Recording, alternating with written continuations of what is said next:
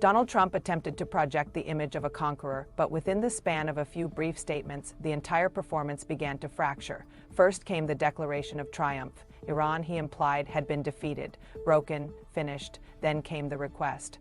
Nations that depend on the Strait of Hormuz, he stated, should assume responsibility for securing the passage, with the United States providing substantial assistance. That is not the language of absolute control. That is the language of a power center discovering in real time that chest pounding is not equivalent to strategy.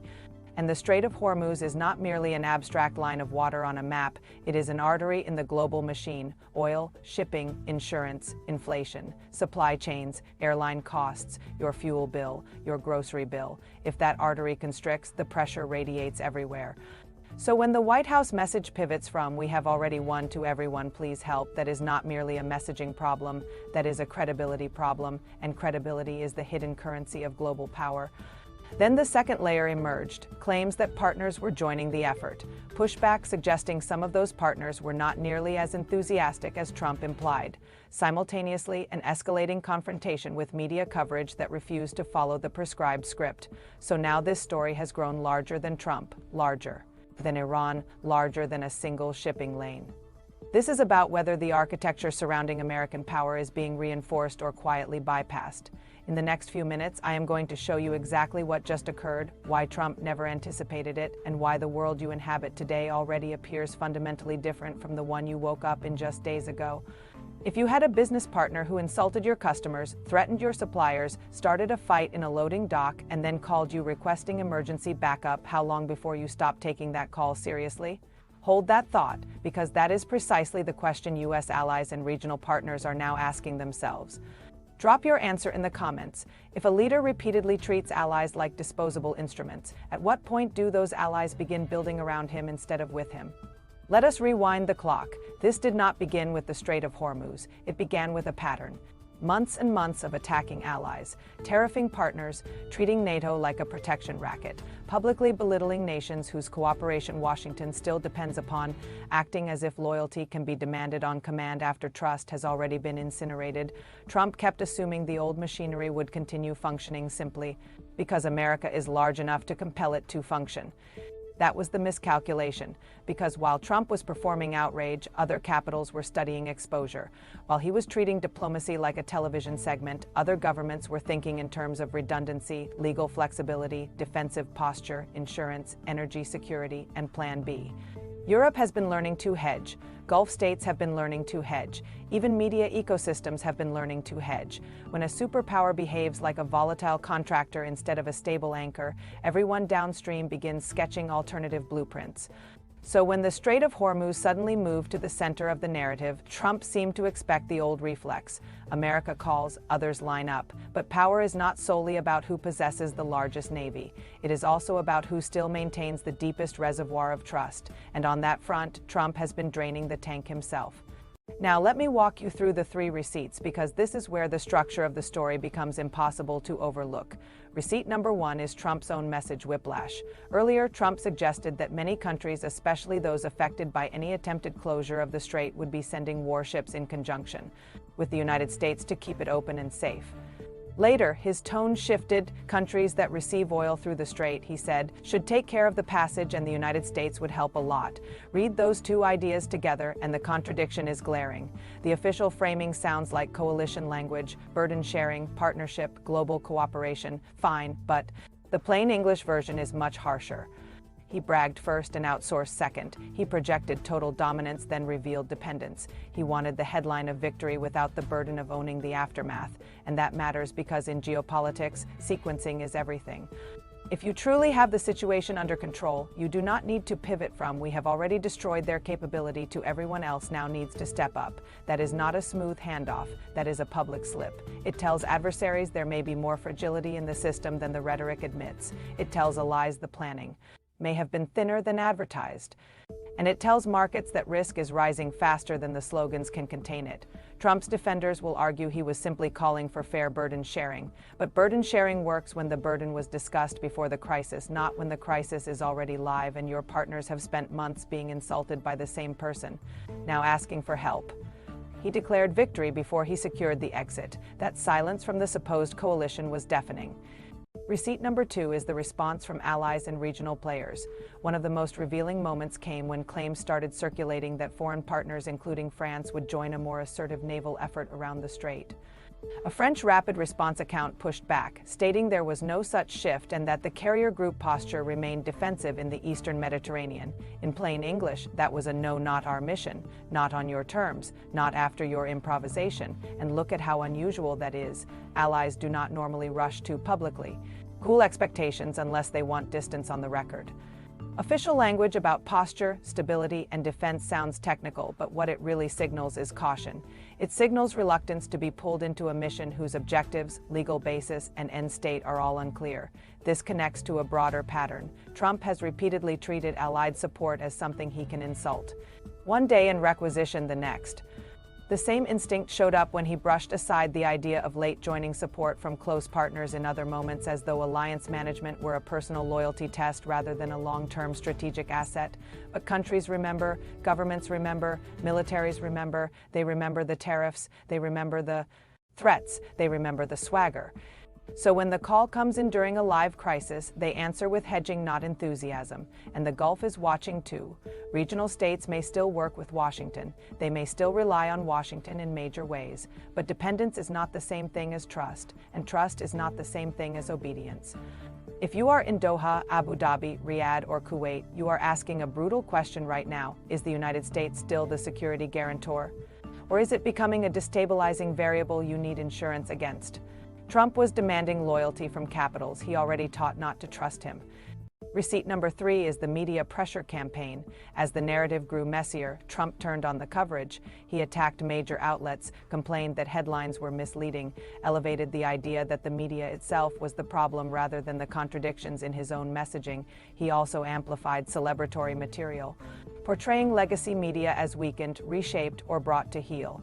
Notice what that reveals. This is not confidence, this is control instinct. Then came the regulatory echo around him. Trump allies, including FCC Chair Brendan Carr, have used rhetoric about broadcasters, public interest obligations, distortions, and license renewals in ways that many critics read as an attempt to intimidate coverage.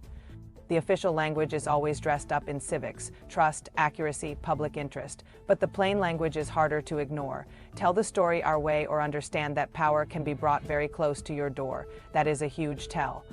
Because when an administration is truly secure, it does not need to threaten the camera. It does not need to frame independent scrutiny as sabotage.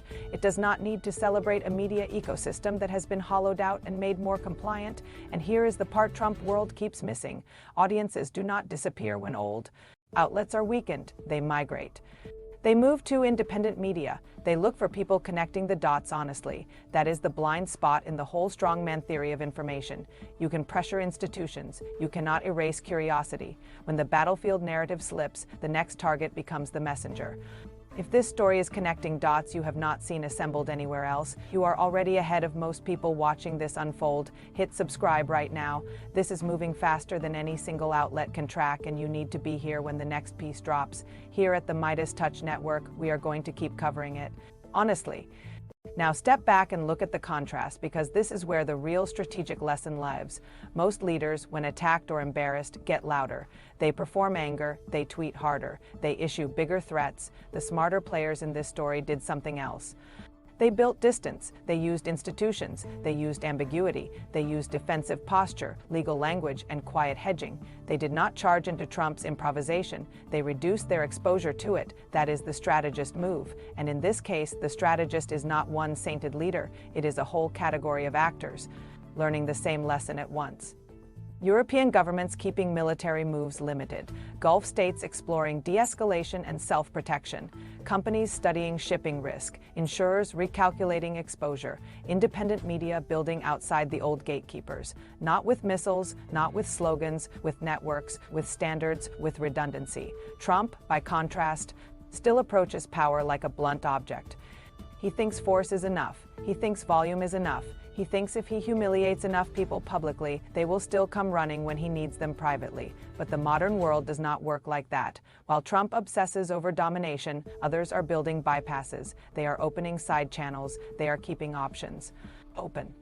They are treating Washington as one node in a larger system, not the unquestioned center of gravity. This is the same operating system that has defined Trump for years. Overpromise, underprepare, externalize the cost, demand loyalty after the damage. That may work in a branding exercise. It does not work in a live geopolitical choke. Point: you do not beat chaos by joining it. You build a bypass around it. So what does this actually mean for you? It means if you live anywhere touched by energy prices, you are in this story whether you want to be or not. Shipping disruptions raise insurance premiums. Insurance premiums feed into freight costs. Freight costs move through retail, manufacturing, agriculture, aviation, and household budgets. If you work in logistics, finance, energy, or trade, the Strait of Hormuz is not a headline to you. It is a risk variable that can hit payroll, pricing, and planning. It also means the structure of business decisions may be changing in ways that outlast any single crisis. Once a company reroutes supply, diversifies sourcing, changes insurers, or shifts strategic relationships because a political partner looks unstable, it usually does not snap right back just because the news cycle cools. The contracts follow the new routes, the investment follows the new routes, the jobs often follow the new routes, too, and they do not automatically come back. Now let me give you the 3 scenarios from here. Scenario 1, a managed reset, back channels open, a face-saving arrangement emerges, tensions cool just enough for shipping to stabilize and for everyone to claim they defended peace. Trump says he forced burden sharing, allies say they preserved stability, markets exhale. But even in this best case, the structural changes remain. Partners have now seen the fragility. They do not forget that. Scenario 2, the domino realignment. This is where middle powers keep learning from each other, hedging more, diversifying more, building regional security arrangements, strengthening alternative networks in energy, finance, diplomacy, and media. The United States remains enormous, still central, still militarily unmatched in many respects, but it is no longer the unquestioned axis around which every other player automatically turns. The old center stays big, it just stops being absolute. Scenario 3, the spiral. This is the scenario nobody wants to name out loud. Trump hits back harder, more threats, more pressure on allies, more pressure on media, more improvisation around security, more market fear, more forced choices for governments that do not want to choose. This is how fragmentation deepens, not all at once, but through a series of shocks that teach every actor in the system to trust the old architecture a little less each time. And that is the final frame here. Whatever happens next, this relationship between Trump's version of American power and the rest of the network will never be exactly the same again. Even if this specific crisis cools tomorrow, the lesson has already been learned. You never put all your strategic eggs in one basket. Once alternatives are built, they do not vanish. They become the new normal. Trump did not invent every pressure point in the Middle East, but he is very good at taking unstable systems and making them more volatile. The countries now hedging against Washington did not start this entire story, but they are getting very good at surviving it. So here are the big questions. Did Trump expose weakness in America's partners, or did he expose the limits of his own method? Is this smart self-protection by allies and regional players, or the early stage of a much more dangerous fracture? And if the world is already building around Trump's unpredictability, what exactly is left of the old claim that only he projects strength? Drop your answer in the comments. I read every single one.